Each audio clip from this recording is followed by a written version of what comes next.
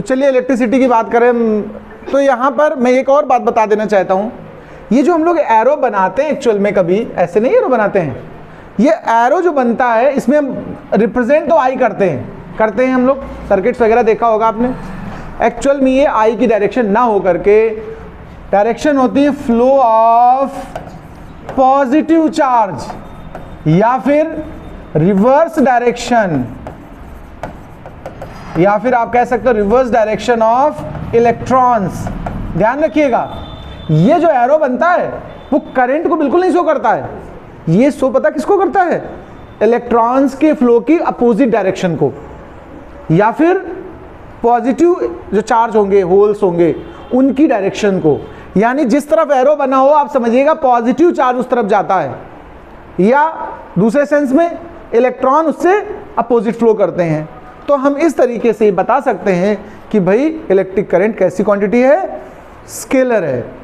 अब बात आते हैं इसके अगले स्टेप पर, नाम है करंट डेंसिटी। चलिए नया टॉपिक डालिएगा, इसको हटा दे रहे हैं। New topic is current density, please start now. Current density ये डाल लीजिए आप। अब हम इसकी डेफिनेशन समझाना चाहेंगे कि what is current density.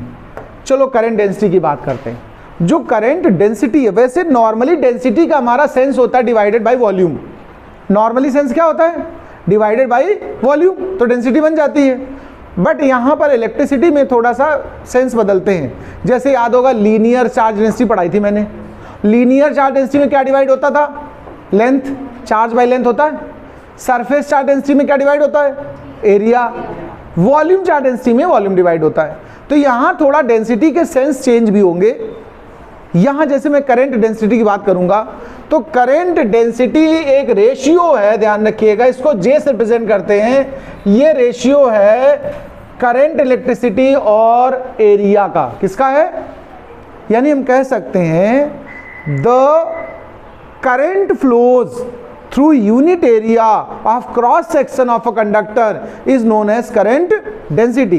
Current density बहुत अगर सिंपल फॉर्म में बात करनी हो तो मैं ये कहूंगा कि करंट डेंसिटी इलेक्ट्रिक करंट और क्रॉस सेक्शन एरिया का रेशियो होता है। भाई एक वायर है, जैसे ये मान लीजिए कोई वायर है, इसका जो क्रॉस सेक्शन एरिया होगा यही तो होगा कि नहीं, बताओ। ऐसे कट करते हैं ना तो उसको बोलते हैं क्रॉस सेक्शन। बीच से वायर को ऐसे कट कर दीजिए, ये हिस्सा जो पाई आर स्क्वायर होता है इसको बोलते हैं क्रॉस सेक्शन एरिया। और इसमें जो भी करंट फ्लो हो रही थी आई एम्पियर की, इन दोनों का जो रेशियो बनेगा उसको हम बोलते हैं करंट डेंसिटी। तो करंट डेंसिटी की डेफिनेशन सबसे पहले नोट कर देते हैं, उसके बाद हम फार्मूले पे आते हैं। तो लिखिएगा it is the ratio of electric current passes through unit area of cross section, that is अगर मैथमेटिकल फॉर्म में लिखना है तो J is equal to I by A, ये फॉर्मूला नोट करना है आप लोगों को। अब हम बात करेंगे इसकी, देखिए फार्मूला हो गया, डेफिनेशन हो गई। अब हम इसकी यूनिट पर आते हैं। यूनिट यहां से बन जाएगी इजीली। करंट की यूनिट क्या होती है, एम्पियर, और एरिया की मीटर स्क्वायर। तो इसका हमारा जो यूनिट बनेगा वो ampere per metre square. Dimensional formula अगर हम बनाएं तो क्या बनेगा, डायमेंशनल फार्मूला बनेगा, आपका ध्यान रखिएगा, एम्पियर का ए और इसका L2, तो AL माइनस 2।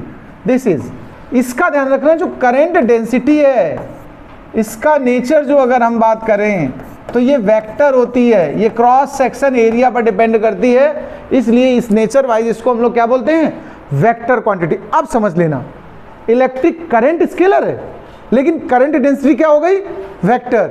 ये परपेंडिकुलर क्रॉस सेक्शन के फ्लो के क्रॉस होती है। तो यहां पर इस पे जरूर ध्यान रखना, थोड़ा सा नाम चेंज हुआ है, वो इलेक्ट्रिक करंट था और ये करंट डेंसिटी है, और इसको हम वेक्टर क्वांटिटी बोलेंगे। इसको नोट कर लीजिएगा, इसके बाद हम आगे और बढ़ाते हैं। देखिए अब हम लोग इस चैप्टर के अंदर थोड़ा डीप इनसाइट चलेंगे। कुछ बेसिक कॉन्सेप्ट्स हैं, कुछ छोटी छोटी डेफिनेशंस हैं जिनका इस चैप्टर के अंदर बहुत ज़्यादा एप्लीकेशन है। अब हम उन पे बात करेंगे। उनमें से पहला जो पॉइंट हम डिस्कस करने वाले हैं उसका नाम है फ्री इलेक्ट्रॉन्स। अब ये फ्री इलेक्ट्रॉन्स क्या हैं, जरा इस पे बात कर लेते हैं। कुछ लोगों के मन में आ रहा फ्री है मतलब घर से फ्री होगा, फ्री है मतलब कहीं पार्टिसिपेट नहीं कर रहा है, इंडिपेंडेंट है। कोई कह सकता है इसकी अपनी कंट्री है, अंग्रेजों से बिल्कुल फ्री हो गया था, उसके बाद जो इलेक्ट्रॉन पैदा वो फ्री इलेक्ट्रॉन है। देखिए फ्री इलेक्ट्रॉन का मतलब एग्जैक्ट ऐसा नहीं है, लेकिन कुछ हद तक ऐसा है। कैसे है सुन लीजिए। आप लोगों ने कभी सुना हो शायद, एक टॉपिक होता है, ब्लैक कलर आ गया, चलो ठीक है कोई बात नहीं। आप जानते होगे न्यूक्लियस, न्यूक्लियस में क्या क्या होता है, न्यूट्रॉन और प्रोटॉन, और ऑर्बिट में होते हैं इलेक्ट्रॉन्स। एक और ऑर्बिट बना लेते हैं, जरा आउटर ऑर्बिट उठा लेते हैं कोई दूसरी, कोई जैसे कहने का मतलब है कि ये हो गया दूसरा ऑर्बिट, इसमें भी इलेक्ट्रॉन है। अरे सही बैठो यार यहाँ पर। एक और ऑर्बिट उठा लेते हैं इसका, ठीक है, ये मान लीजिए न्यूक्लियस के पास। अच्छा एक बात बताओ, हटा ही देते इसको, एक अपने आप बना लेते हैं। मतलब जितने ऑर्बिट होंगे, पहले में 2 होते हैं, दूसरे में कितने होते हैं वैसे? 8 होते हैं, फिर इसके बाद 18, फिर 32, ऐसे चलता है ना। जो आउटर मोस्ट ऑर्बिट में इलेक्ट्रॉन होता है वो इजीली फ्री हो जाता है अगर थोड़ी सी भी एनर्जी उसे कहीं आउटसाइड से मिलेगी। ये इजीली फ्री हो जाता है। वैलेंस इलेक्ट्रॉन भी आपने सुना होगा, इसको कहते हैं। ये जब फ्री हो जाता है तो मेटल में ध्यान रखिए, जैसे कोई मेटल है, इसमें एटम्स होते हैं और एटम्स के बीच में एक स्पेस खाली होता है। इस स्पेस को बोलते हैं इंटर एटॉमिक स्पेस। क्या बोलते हैं भाई साहब? Inter atomic space. ये जो फ्री इलेक्ट्रॉन हो गया है अपनी घर से बाहर आ गया निकल के, वो यहाँ इस स्पेस में आ जाता है, ठीक है। ये किसी भी एटम से अटैच नहीं है। फ्री इलेक्ट्रॉन को अगर शुद्ध हिंदी में मैं कहूँ तो आवारा इलेक्ट्रॉन कह सकते हो। क्या? आवारा इलेक्ट्रॉन, बिल्कुल आवारा है, गली में टहल रहा है। भाई घर से तो भाग आया ना अपने, अब गली में टहल रहा है वो। यही फ्री इलेक्ट्रॉन्स करंट कंडक्शन के लिए रिस्पॉन्सिबल होते हैं। जो करंट कंडक्ट होती है, बाउंडेड इलेक्ट्रॉन थोड़े करंट को कंडक्ट करेंगे। भाई मूवमेंट चाहिए तो किसी एटम से जो चिपके वो थोड़े मूव करके चले आएंगे बाहर। जो बाहर इंटर एटॉमिक स्पेस में पड़ा है वही कंडक्ट करेगा। जिस मेटल के पास जितने ज्यादा फ्री इलेक्ट्रॉन होंगे उसकी कंडक्टिविटी उतनी ज्यादा होगी। अच्छा बता सकते हो द मोस्ट कंडक्टिंग मेटल कौन सी है? मोस्ट कंडक्टिंग मेटल कोई बता सकता है? विच मेटल है मोस्ट कंडक्टिविटी, या सबसे बढ़िया कंडक्टर कौन सा होता है? बेस्ट कंडक्टर हीट का और इलेक्ट्रिक का, दोनों का वो है। अब बताओ। Silver. Very good, you got 1 crore rupees you can get from the Amitabh Bachchan. Silver. Argentum AG. Silver is the best conductor of electricity as well as copper, as well as heat. मैं एक बात और बताना चाहता था। एक बुक आती है कोई लक्ष्मी पता नहीं मंजीत कोई ऐसे करके आती है, उसमें वो कॉपर लिखा है, ये भी इसलिए मेरे मुंह से कॉपर निकल गया, हीट का वो गलत लिखा है। मैं कहना चाहता था यहाँ पर कि अगर आपको बाय द वे कोई दलील दे रहा हो कि नहीं कॉपर होता है हीट का बेस्ट कंडक्टर, तो आप मान लेना उसने उसी बुक से पढ़ा होगा, ठीक है। तो वो गलत है। हीट का और इलेक्ट्रिसिटी का दोनों का बेस्ट कंडक्टर कौन? सिल्वर। अच्छा, क्या वुड कंडक्शन करती है? क्या वुड के क्रॉस करंट फ्लो हो सकती है? क्या ग्लास के क्रॉस फ्लो हो सकती है करंट? क्या बताइए। अच्छा, क्या रबर के थ्रू हो सकती है? क्या? Why not? Because of these materials have no free electron. Electron तो सबके पास होते हैं भाई। क्या इसमें इलेक्ट्रॉन नहीं होंगे वुड में? बताओ। अच्छा, क्या पेपर में इलेक्ट्रॉन नहीं होगा? क्या? Electron have everything. अगर वो एग्जिस्ट करेगी तो एटम होगा, एटम होगा तो भैया न्यूक्लियस भी होगा और इलेक्ट्रॉन भी होंगे, प्रोटॉन भी होंगे। इलेक्ट्रॉन तो सबके पास होते हैं, लेकिन कुछ चीजें कंडक्ट करेंगी, कुछ नहीं करेंगी। वो डिपेंड करेगा फ्री इलेक्ट्रॉन्स पर। तो जो कंडक्टर्स हैं उनके पास इलेक्ट्रॉन फ्री होते हैं। अच्छा, मैं क्वेश्चन पूछता हूं आप लोगों से, वाटर कंडक्टर है या इंसुलेटर है? दिमाग लगा के बताइए, फालतू की बात नहीं चलेगी। वाटर कंडक्टर है या इंसुलेटर है? बता सकते हो? अच्छा, थैंक यू भाई साहब। देखिए, वाटर एक्चुअल में बैड कंडक्टर या इंसुलेटर है। क्या है? अब बहुत लोग मुंह बना रहे हैं, कह रहे अच्छा गीले हाथ छू लो करंट तो और जोर मारती हो, बता रहे हैं बैड कंडक्टर है। ये तो बिल्कुल चिपका देता है अगर गीला पानी कहीं कुछ हो। ऐसा सुना कि नहीं सुना? एक्चुअल में वो इंसुलेटर ही है। अगर वो कंडक्टर होता तो हम अपने घर में ना ये बिजली बहाने के लिए कॉपर वायरिंग नहीं कराते, हम तो सीधा पानी वाला बहा देते पूरे भर में वायरिंग, और पानी भी निकाल लेते बट्टे से उसी से, और करंट भी फ्लो करती रहती। बोलो भाई, आप इसको चेक करना चाहें प्रैक्टिकली तो एक वायर लीजिए। अरे छूने के लिए नहीं कह रहा हूँ, तुम सोचो चिपकाना चाहते हैं, मैं कह रहा हूँ वायर लीजिए, कनेक्शन पूरा करिए, बल्ब जलाइए और बीच में वायर को जहाँ ज्वाइन करना हो वहाँ कट करके पानी में डाल दीजिए। एक एंड इस तरफ, एक एंड इस तरफ। देखिए क्या बल्ब जलेगा? नहीं जलेगा, क्योंकि वाटर इज नॉट कंडक्टर। अब सोचते होगे आप कि गीला आदमी जल्दी चिपक जाता है, ये फैक्ट है। रीजन क्या है? वहां आयनाइजेशन हो जाता है भैया, HOH हो जाता है। जब ये आयनाइजेशन हो जाएगा ये आयंस कंडक्ट करने लगते हैं, वाटर कंडक्ट नहीं करता है। अगर आयनाइजेशन नहीं हो पाएगा तो ये पॉसिबिलिटीज नहीं है। इम्प्योर वाटर में जल्दी आयनाइजेशन हो जाता है और प्योर वाटर उतना जल्दी आयनाइज नहीं होता, जो आप बता रहे थे। ठीक है, डिस्टिल वाटर वाली बात। तो ध्यान रखिएगा, वाटर भी इंसुलेटर है। तो सिंपल सी बात है, जिनके पास फ्री इलेक्ट्रॉन्स होंगे, जितने ज्यादा होंगे वो उतना बढ़िया कंडक्टर बनेगा। तो मैंने फ्री इलेक्ट्रॉन एक टॉपिक बोला, स्टार्ट किया है, आप हेडिंग डाल लीजिए, मैं इसको लिखा देता हूं। तो लिखिएगा, the electrons present in outermost cell, the electrons present in the electrons present in outermost, चाहे आप सेल कह दो चाहे ऑर्बिट कह दो, जो कहना चाहो, outermost cell of any atom can become free easily by getting some energy, and these electrons are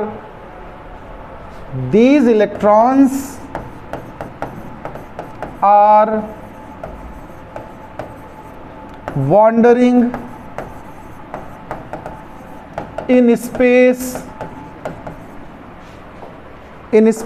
present between atoms. This space known as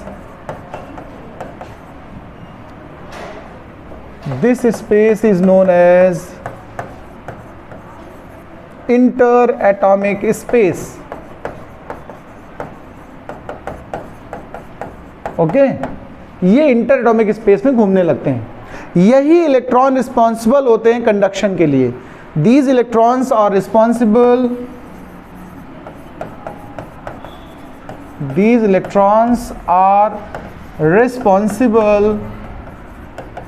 for conduction of current।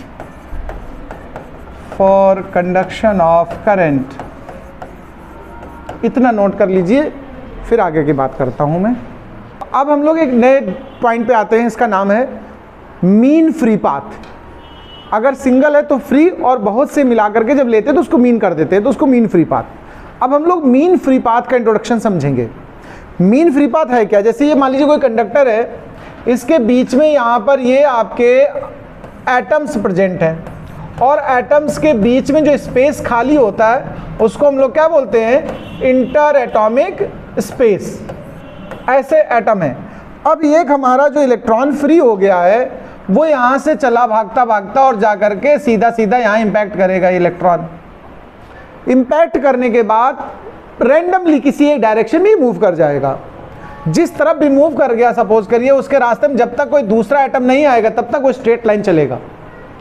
जब कोई एक दूसरा एटम उसके सामने प्रेजेंट होगा तो फिर से उसे डायरेक्शन चेंज करनी है, फिर इसके बाद अगली बार फिर डायरेक्शन चेंज होगी, फिर डायरेक्शन चेंज होगी, जब तक उसको दूसरा एटम नहीं मिलेगा तब तक वो ऐसे मूव करता चला जाएगा, और फिर अगले एटम से इंपैक्ट करने के बाद ही वो अपनी डायरेक्शन चेंज करेगी। तो ये जो बीच का दो कोई पर्टिकुलर हमने लिए, जैसे इसके बीच का जो स्पेस है इसे हम λ1 बोल देंगे। जो मीन फ्री पाथ होगा उसे लैम्डा से डिनोट करेंगे, और जो फ्री पाथ होगा उसे λ1 λ2 ऐसे बोलेंगे। तो जैसे देखिए कोई पाथ बड़ा है, कोई छोटा थोड़ा है, कोई और छोटा है, मतलब ये अलग अलग साइज के हैं कि नहीं बताइए। तो इनका जो एवरेज निकालोगे आप, λ1 λ2 λ3 जितने भी हैं, सपोज करो n टाइम्स हैं, हमने n का एवरेज निकाला, तो इनका जो एवरेज निकलेगा उसे हम लैम्डा नाम देंगे। ये बोला जाएगा mean free path. Definition versus अगर हम बात करें तो पहले फ्री पाथ को जानना जरूरी है। तो हम कहेंगे the distance between any two collisions, the distance between any two collisions is known as free path, and the average distance between two consecutive collisions, जब एवरेज निकाल दोगे तो फिर वो बन जाएगा मीन फ्री पाथ। तो चलो डेफिनेशन लिख लो, बाद में इसको डायग्राम को बना लेना। लिखिए जरा, the distance between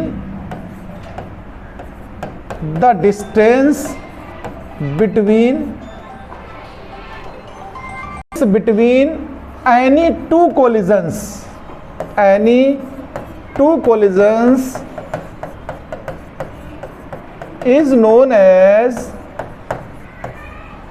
is known as free path, and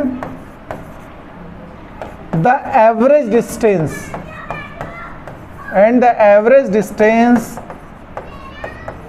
between two successive collisions is called mean free path,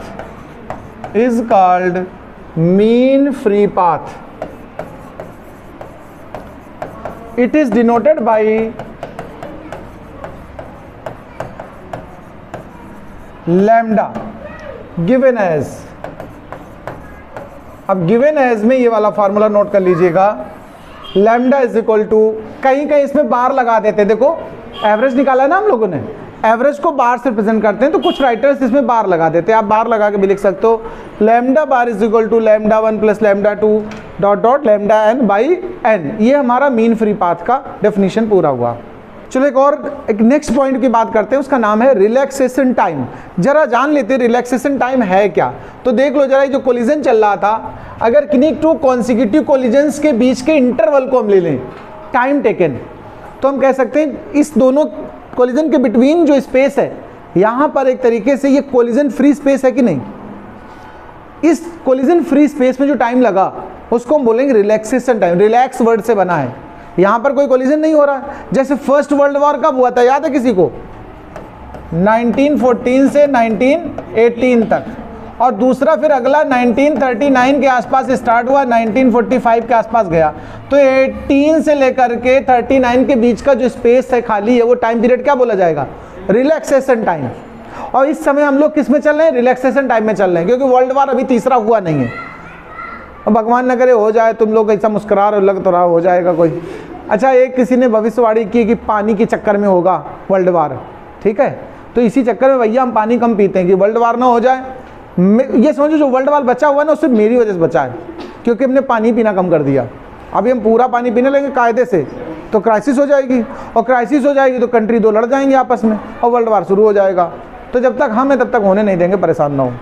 तो ये रिलैक्सेशन टाइम है क्या, चलो इसकी बात करते हैं।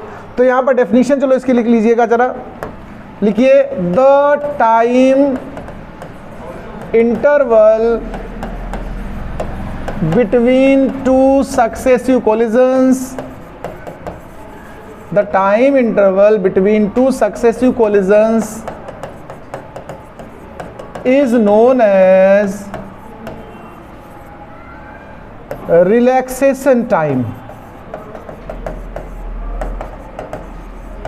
It is denoted by tau. It is denoted by tau. ये टाउ सिंबल इसके लिए इस्तेमाल करते हैं। अच्छा देखो, हर एक जो कोलिजन हुआ उसमें टाइम इंटरवल अलग अलग है कि नहीं, कहीं कम लगा टाइम, कहीं ज़्यादा लगा है, तो यहाँ भी एवरेज ही निकालते हैं। तो tau bar is equal to tau n plus tau 2 plus tau n by n। ये इस तरीके से रिलैक्सेशन टाइम की बात करूँगा मैं। इसके बाद हम लोग बात करेंगे आगे। चलिए अब हम लोग एक और नया टर्म सीखेंगे। कुछ टर्म ही सिखा रहा हूँ अभी मैं, ये सब आपको जब आगे आर्टिकल सीखोगे तो ये टर्म आपको बेनिफिट्स देने वाले हैं। अब नया टर्म हमारे पास जो आने वाला है, इसका नाम है थर्मल वेलोसिटी। अब आप सोचते हो कि थर्मल वेलोसिटी क्या है, तो चलिए मैं बता देता हूँ थोड़ा। एक हमने यहाँ पर ये कंडक्टर बना रखा है एग्जाम्पल के तौर पे, जैसा अभी पीछे सिखाया था। इसमें बहुत से ऐसे एटम्स पड़े होते हैं बीच में, ऐसे ऐसे ऐसे ऐसे। यहाँ पर हमारा इलेक्ट्रॉन ट्रेवल कर रहा है। क्या भाई साहब एक बात बताओ, अगर हम इस वायर को किसी बैटरी से ना कनेक्ट करें, कंडक्टर है ना, वायर है कोई, इसको हमने किसी बैटरी से कनेक्ट नहीं किया, किसी वोल्टेज सोर्स से कनेक्ट नहीं किया, तो क्या पोटेंशियल डिफरेंस होगा क्या इसमें? पोटेंशियल का डिफरेंस तो तभी आता है ना जब वायर कहीं किसी वोल्टेज से या बैटरी से कनेक्ट हो। तो दोनों तरफ का पोटेंशियल तो सेम है। तो ये जो फ्री इलेक्ट्रॉन मूव करेगा वो किस वजह से करता है? हीट की वजह से। किसकी वजह से? हीट की वजह से। इसके अंदर इलेक्ट्रॉन, जैसे एक छोटा सा वायर का टुकड़ा ले लो, ऐसे पड़ा है, उसके अंदर भी इलेक्ट्रॉन मूव कर रहे हैं अपने आप, लेकिन वो मोशन बहुत स्लो होगा और केवल किसकी वजह से होगा? Due to heat. इसलिए इस मूवमेंट को थर्मल मूवमेंट नाम देंगे हम लोग। अब देखो ये यहाँ गया, फिर इस तरफ मुड़ गया, फिर इस तरफ मुड़ गया, फिर कहा इसे बैक हो जाए, देखो तो ये जो इलेक्ट्रॉन है इसी वायर में आता जाता रहेगा पूरे में, तो कभी आगे बढ़ेगा। देखो जैसे ये वाला पाथ है, अगर एक कोई पाथ इस तरफ बैक हो जाए उतनी वैल्यू के साथ, तो ये दोनों आपस में क्या करेंगे? एक प्लस होगा एक माइनस होगा, अपोजिट सेंस की वजह से। तो नेट वेलोसिटी क्या बना लेंगे? जीरो। ध्यान रखिएगा, ऐसे ही अगर किसी वायर में हीट की वजह से टोटल वेलोसिटी कभी हम कैलकुलेट करके उसका एवरेज निकालें, तो इसको हम बोलते हैं थर्मल वेलोसिटी। क्या बोलते हैं? Thermal velocity. यू थर्मल या यू टीएच लिख दें आप। ये कितना आएगा बताओ भाई साहब? जीरो आएगा। कुछ पॉजिटिव होंगे, कुछ निगेटिव होंगे उतनी वैल्यू के। यानी एवरेज अगर देखा जाए इलेक्ट्रॉन तो आगे गया होगा टहलते टहलते, फिर वापस आया होगा, फिर आगे गया होगा, फिर वापस आया होगा। Average velocity due to thermal effect always will be zero. तो जहां कहीं हम थर्मल वेलोसिटी कंसीडर करेंगे तो उसका एवरेज क्या बताएंगे? जीरो। तो ये हमारा अगला टर्म है। तो इसको बस एज इट इज बना करके आप, और ये फार्मूला नोट करना है केवल, बस इसकी कोई डेफिनेशन नहीं है। देखिए अब हम लोग एक नया आर्टिकल डिस्कस करेंगे जिसका नाम है, ध्यान रखना भाई साहब बहुत इंपॉर्टेंट पॉइंट है, ड्रिफ्ट वेलोसिटी। आप हेडिंग डालिए ड्रिफ्ट वेलोसिटी और उससे भी बड़ा लिख दीजिएगा मोस्ट इंपॉर्टेंट। ये डेफिनेशन भी इंपॉर्टेंट है, इसका कॉन्सेप्ट भी इंपॉर्टेंट है, इसका यूज़ भी बहुत ज़्यादा होने वाला है। ये एग्जाम में डायरेक्ट डेफिनेशन भी पूछी जाती है, इससे रिलेटेड क्वेश्चन भी आते हैं। ये सबसे इंपॉर्टेंट आर्टिकल अभी तक का जो डिस्कस किया है। नाम क्या मैंने बोला आपका? Drift velocity. चलिए आइए ड्रिफ्ट वेलोसिटी सीखते हैं। बहुत ज़्यादा जूम हो गया है, थोड़ा सा 100 के नीचे रखते हैं थोड़ा। Okay, article name is drift velocity. और मैंने कहा ये जैसा मैंने बोला बहुत ज़्यादा इंपॉर्टेंट पॉइंट है, तो चलिए इंपॉर्टेंट तो है ही, समझते हैं जरा कि what is the drift velocity. अब इसको डिफाइन करता हूं। अभी जैसे मैंने समझाया था, कंडक्टर होगा एक, इसके अंदर बहुत से एटम्स होंगे कि नहीं होंगे बताओ? इनके अंदर एक हमारा अपना इलेक्ट्रॉन बेचारा ऐसे दौड़ रहा है, आवारा वाला इलेक्ट्रॉन ऐसे इंपैक्ट कर रहा है, ऐसे टकरा रहा है। तो मैं ड्रिफ्ट वेलोसिटी को कैसे डिफाइन करूंगा, इसको जरा आप समझिएगा। पहले मैं वर्ड्स में समझा देता हूँ, मीनिंग समझा देता हूँ। सेंस, एक वायर है, जब तक इसको हमने बैटरी से कनेक्ट नहीं किया तब तक इसके अंदर जो फ्री इलेक्ट्रॉन था वो रैंडम मूव करता है, कहीं इधर कहीं उधर, पता नहीं किधर जा रहा होगा। लेकिन जैसे ही इस वायर को बैटरी के प्लेटों के बीच में कनेक्ट करोगे, बैटरी की दो प्लेटें मानते हैं ना हम लोग, प्लस और माइनस, उनके बिटवीन कनेक्ट करोगे तो इस वायर पे एक पोटेंशियल डिफरेंस काम करेगा। बैटरी का जितना वोल्टेज होगा, आपने देखा ये सेल होता है हमारा जो घड़ी का, उसका पोटेंशियल डिफरेंस कितना होता है पता किसी को? जो घड़ी में सेल लगता है हमारा, पेंसिल सेल, रिमोट वगैरह में, उसका पोटेंशियल डिफरेंस होता है 1.5 वोल्ट। कितना होता है? तो जब हम एक सेल लगा देते हैं तो हमारा पोटेंशियल डिफरेंस पैदा होता है 1.5 का। जो हमारे घरों में इन्वर्टर में बैटरा लगा होता है उसका वोल्टेज पता किसी को? 24 वोल्ट। कितना होता है? अरे भैया जो घर में सप्लाई मेन लाइन आई उसकी तो 240 और 220 वोल्ट होता ही है, 500 कहाँ से ले आए हो? 440 वोल्ट करंट केवल तभी ना, 440 वोल्ट करंट तब लगता है जब पिक्चर में कोई गाना बनता है, समझ गए? तो वो लोग कहते हैं ना वैसे कोई गाना था 440 वोल्ट वाला, ठीक। तो अब मूवी वाले हैं वो पता नहीं कैसा कैसा गाना बना देते हैं, ठीक है। अब उसमें तो एक एटम बम ही बना दिया तो क्या करें, ठीक है। खैर, तो मैं कह रहा था जो बैटर लगा होता हमारे यहाँ उसकी वोल्टेज कितनी होती है? 24। अगर हम उसके बिटवीन कनेक्ट करें वायर को तो दोनों टर्मिनल के बीच का पोटेंशियल डिफरेंस पैदा होगा 24। आइए इसी बात को यहाँ पर कॉन्सेप्ट में हमें यूज करना है। तो हम कहेंगे when a metallic wire is connected between the terminals of a battery, then potential difference of the battery wants to provide accelerated motion to the free electrons. मतलब समझ पा रहे हैं ना? But it not able to give this acceleration motion, it able to give only a constant and slow motion to the electrons along the direction of length whose magnitude is about 10 to power minus 4 meter per second. This velocity is known as, ये average होती है, This average velocity is known as drift velocity। मेरी बात को फिर सुनिए, जैसे ही हम वायर के टुकड़े को बैटरी की प्लेटों के बिटवीन कनेक्ट करते हैं तो जो बैटरी का पोटेंशियल डिफरेंस है, वोल्टेज है, वो इसके अंदर जो फ्री इलेक्ट्रॉन्स हैं उनको एक्सेलरेट मतलब बहुत स्पीड से मूव कराना चाहता है, लेकिन वो मूव करा नहीं पाता उतनी स्पीड से। वो केवल उसको एक छोटा और एवरेज स्पीड ही प्रोवाइड करा पाता है। और किस डायरेक्शन में प्रोवाइड करा पाता है? Along the length. उस स्पीड का जो मैग्नीट्यूड है, ऑर्डर ऑफ मैग्नीट्यूड है, वो कितना रहता है? 10 टू पावर माइनस 4। ये कांस्टेंट वैल्यू है, याद कर लेना, ऑब्जेक्टिव में आ सकता है। अलोंग द डायरेक्शन किधर होती है? लेंथ। यानी ये इलेक्ट्रॉन अब सीधा ऐसे भागेगा। ये एवरेज क्यों दे पाया? छोटी स्पीड क्यों दे पाया? ज्यादा दे क्यों नहीं पाया? रीजन क्या है? अभी क्लासरूम में बेंचेस रखती हैं बहुत सी की नहीं बताइए। अच्छा, अचानक कोई ऐसा खतरा हो कि मुझे भागना पड़े इधर को, तो क्या उस मोशन से, उस स्पीड से हम ट्रेवल कर पाएंगे जो स्पीड रिक्वायर्ड है? बताओ। बीच में हर्डल्स हैं कि नहीं बताइए? इन हर्डल्स की वजह से हमें क्या करना पड़ेगा? एक स्पीड स्लो ले पाएंगे कि नहीं ले पाएंगे? बस यही से ही यहाँ एटम्स प्रेजेंट होते हैं बीच में, इनसे कोलिजन होता है बार बार उसका, लेकिन वो भागता हमेशा किस तरफ को है? लेंथ की डायरेक्शन में। इसलिए एवरेज और छोटी स्पीड दे पाता है। क्या मेरी बात समझ पाए हैं? चलो डेफिनेशन लिखो, लिखिए जरा। When a conductor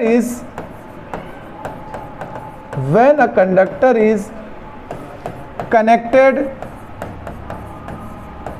across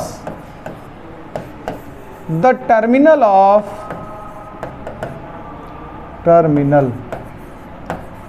a battery, then potential difference of battery wants to give accelerated motion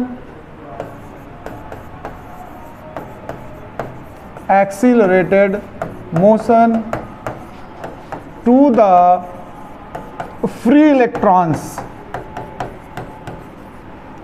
but it able to give a small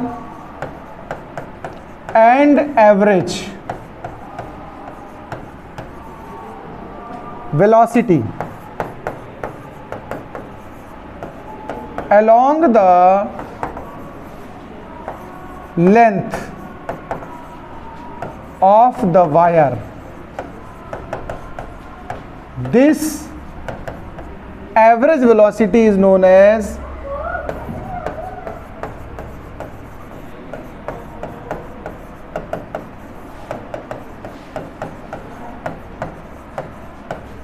drift velocity. Its order of magnitude